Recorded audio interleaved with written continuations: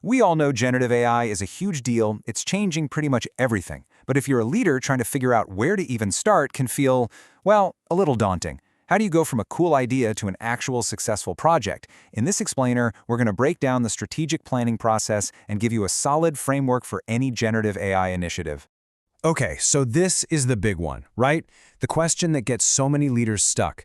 Do we build our own custom AI from the ground up, or do we just use an app that's already out there? It's that classic build versus buy debate, but with a whole new layer of AI complexity.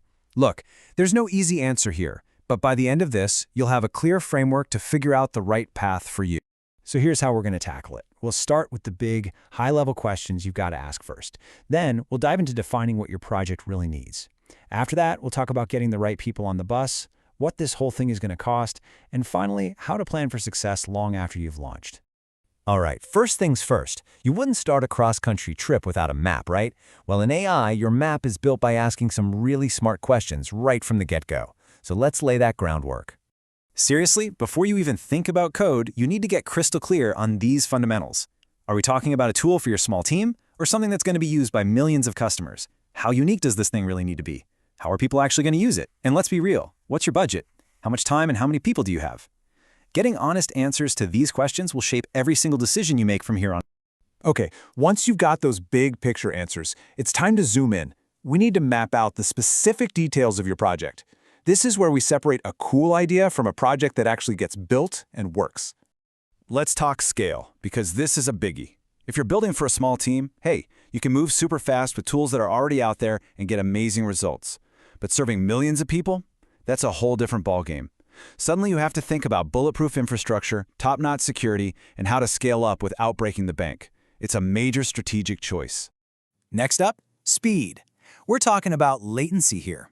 Does your tool need to be snappy, like a chatbot that replies in a blink of an eye? Or is it okay if it takes a few seconds to think, maybe like it's summarizing a huge document? If you can live with a little delay, it actually gives you a ton more flexibility and can often save you a good chunk of change on the tech you use. And here's one people often forget: connectivity. See, most AI stuff just assumes you're always online, connected to the cloud. But what if your user is on a plane or out in the middle of nowhere with spotty service? If your app has to work offline, that's a game changer. It fundamentally alters your architecture and pushes you toward running the AI directly on the user's device. So, we've nailed down the what of our project. Now let's talk about the who, because let's be honest, an AI project isn't a solo gig. You need the right crew with the right mix of skills to actually make it happen. You can really think of your AI talent in 3 layers. First up, you've got your business users. These are the folks on the front lines, using existing AI tools to get their jobs done smarter and faster. Then you have your developers. They're the builders, the ones who take AI platforms and APIs and weave them into your applications. And finally, you have your deep experts, the AI practitioners. These are the specialists who customize models, make sure they're running efficiently, and handle crucial things like security and bias. Okay, project defined, team assembled. Now for the fun part, money. Because let's be real, a brilliant AI plan without a solid budget is just, well, a plan. Understanding how these things are priced is absolutely critical to getting your project off the ground and keeping it in the air. When you boil it all down, you're basically paying for 3 things. First, there's the cost to train or tweak the model so it understands your specific business. Second, you pay to keep the lights on. Just having the model deployed and ready to go costs money. And third, you pay every time someone actually uses it to get a prediction or generate a response. Now, to really get that usage cost, you've got to know this one word: token. Just think of it like the currency these models use. A token is basically a piece of text, sometimes a whole word, sometimes just a syllable.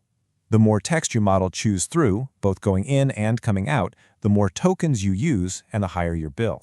It's that simple. So how do you pay for these tokens? Well, it usually comes in one of 3 flavors. You've got usage-based, which is exactly what it sounds like. You pay for what you use. Perfect if your demand is all over the place. Then there's subscription-based, which gives you predictable costs, great if your usage is pretty steady. And finally, you might see licensing, which is common when you're baking an AI model right into a product you sell. But wait, the pricing model isn't the whole story. Your final bill is also going to be hit by other things. How big and complex is the model you're using? How much information can it look at once? That's the context window. Are you using any special features like fine-tuning? All these little details add up, and you need to account for them to build a budget that's actually realistic. Okay, you've done the hard work. You've got the plan, the team, the budget. You're ready to go. But I've got to tell you, hitting launch is not the finish line, not even close. Real success and a real return on your investment comes from planning for the road ahead. This quote, it's perfect. It gets right to the heart of why the cloud isn't always the answer. For some things, like a self-driving car, you need decisions made in an instant. You can't afford to wait for a round trip to a data center. And this idea has a name: edge computing. Basically, instead of shipping all your data off to some server miles away, you do the processing right there, on the device itself.